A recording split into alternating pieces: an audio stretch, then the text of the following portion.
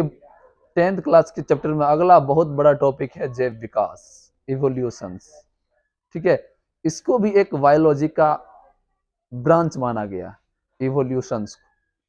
ठीक है, ये आपके आगे 12th क्लास में पूरा एक चैप्टर ही है, बहुत लंबा इसका कहानी है, लेकिन उसी कहानी को आपको हम बताएंगे, शॉर्ट में बताएंगे। ठीक है, तो जैव विकास क्या एक प्रकार का जीव विज्ञान की शाखा है। क्या है? इसको हम लोग बोलते हैं इवोल्यूशन। क्या कहते हैं? इवोल्यूशन कहते हैं इसको। जैव विकास को क्या कहते हैं? तो यह भी एक प्रकार का जीव विज्ञान की शाखा है, जिसके अंतर्गत जीवों के विकास, उसमें होने वाले उत्परिवर्तन के बारे में अध्ययन करते हैं। उसे ही क्या कहते हैं? जैव विकास कहते हैं। ठीक है, जैव विकास कैसे हुआ, जीव इस स्थिति से या इससे भी पहले स्थिति दिखाएंगे आगे, इस कंडीशन से इस प्रकार इस स्टेज तक कैसे पहुंचा मनुष्य, इसी विकास को क्या कहते हैं? जीवों में होने वाले लगातार या क्रमिक विकास को क्या कहते हैं? जैव विकास। है समझ में? अब इसके बारे में बहुत सारे वैज्ञानिक ने अपना सिद्धांत दिया। ठीक है, पहला वैज्ञानिक आया डार्विन, जिन्होंने अपने सिद्धांत को बोला डार्विनवाद। ठीक है, दूसरा वैज्ञानिक आया लेमार्क, जिसको कहा लेमार्कवाद। और कुछ वैज्ञानिक आया और डार्विन के सिद्धांत को क्या किया? गलत साबित कर दिया। तब डार्विन ने अपने सिद्धांत में सुधार करके फिर से एक नया सिद्धांत दिया, उसको क्या कहते हैं? नव डार्विनवाद। ठीक है, और एक सबसे ओरिजिनल पॉइंट मिला, सबसे मूल कारण मिला जीवों में आनुवंशिकता का या विभिन्नता का। उसका मुख्य कारण है उत्परिवर्तन। क्या है? उत्परिवर्तनवाद। ये सब तो ठीक है, लेकिन सबसे जो जीवों में जो जैव विकास हुआ है, जीवों का जो विकास हुआ है इस प्रकार से, इसका सबसे प्रमुख कारण क्या है? उत्परिवर्तन। उत्परिवर्तन क्या होता है? यदि किसी जीव के जीन में, क्रोमोसोम में, किसमें? जीन्स में या क्रोमोसोम में क्या होता है? परिवर्तन होता है, तो वही परिवर्तन क्या कहलाता है? उत्परिवर्तन। क्या कहलाता है?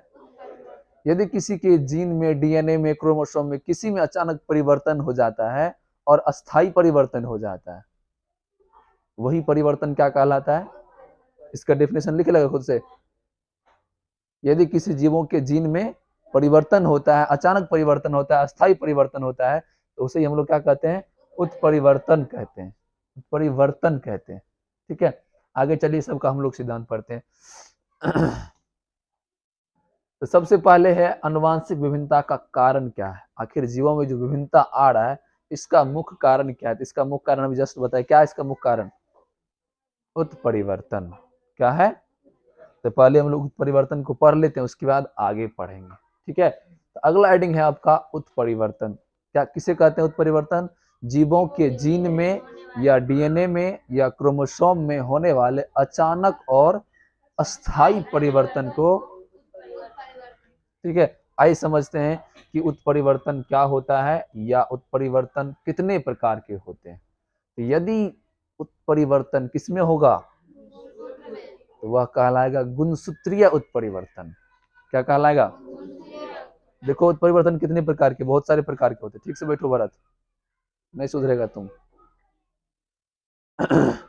जितना वीडियो बनाए सब वीडियो में उसको बोले हम, ठीक से बैठो, ठीक से बैठो। जब एडिट करते हैं वीडियो तो सबसे पहले इसी का नाम आता है।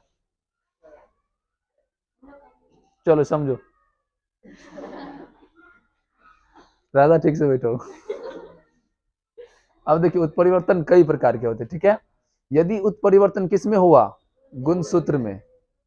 किसमें? तो क्या कहलाएगा? गुणसूत्रीय उत्परिवर्तन।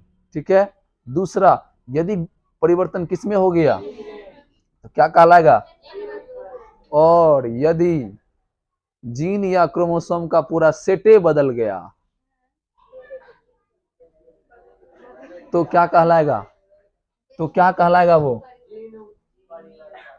बिंदु उत्परिवर्तन, पॉइंट म्यूटेशन कहलाएगा। क्या कहलाएगा? क्या कहलाएगा? पॉइंट म्यूटेशन या बिंदु उत्परिवर्तन। जैसे कितने सेट होते हैं क्रोमोसोम हमारे बॉडी में? 23 सेट, 23 जोड़ा ना। अब 23 जोड़ा लगा, एगो जोड़ा घट गया,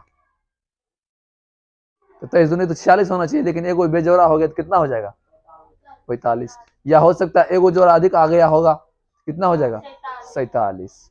तो यही म्यूटेशन क्या कहलाएगा? पॉइंट म्यूटेशन कहलाएगा। ठीक है, चलिए अब समझिए, सबसे पहले है आपका क्रोमोसोमल म्यूटेशन। यदि क्या होता है कि गुणसूत्र के अरेंजमेंट में या गुणसूत्र में क्या होता है, कोई परिवर्तन हो जाता है। जैसे देखिए, ये आपकी सेल में क्या है, सब क्रोमोसोम है, गुणसूत्र है। ठीक है, गुणसूत्र मेनली ऐसा होता है। आपके एग्जाम में पूछते, सॉरी क्वेश्चन में आया था क्वेश्चन, गुणसूत्र की संरचना। ठीक है, इस प्रकार का गुणसूत्र बना देना है। ठीक है, बीच में एक केंद्रक भी होता है। ठीक है, इस प्रकार से हो गया क्रोमोसोम। ठीक है, मान के चलो ये नॉर्मल क्रोमोसोम है, लेकिन यहाँ क्या हो गया, उसमें परिवर्तन हो गया, विकलांग हो गया, या कोई इसमें परिवर्तन हो गया। किसमें? गुणसूत्र में, क्रोमोसोम में। तो यही परिवर्तन क्या कहलाएगा? गुणसूत्रीय परिवर्तन कहलाएगा। क्या कहलाएगा? समझ में आया? क्या कहलाएगा ये? गुणसूत्रीय परिवर्तन। ठीक है, और यदि डीएनए का स्ट्रक्चर बदल गया, सॉरी गुणसूत्र का यदि स्ट्रक्चर बदल गया, तो डीएनए का भी स्ट्रक्चर क्या होगा? बदल जाएगा। उसका अंदर जो भी केमिकल है, जो भी फॉस्फेट है, जो भी शुगर है, जो भी क्षार है, बेस मतलब क्या होता है? इतने सारे पदार्थ कहाँ पाए जाते हैं? डीएनए में। डीएनए में शुगर भी पाए जाते हैं, फॉस्फेट। डीएनए के ऊपर जीन बिछा रहता है, डीएनए के ऊपर कुछ नाइट्रोजन बेस, नाइट्रोजनी क्षार होता है। किसके अंदर?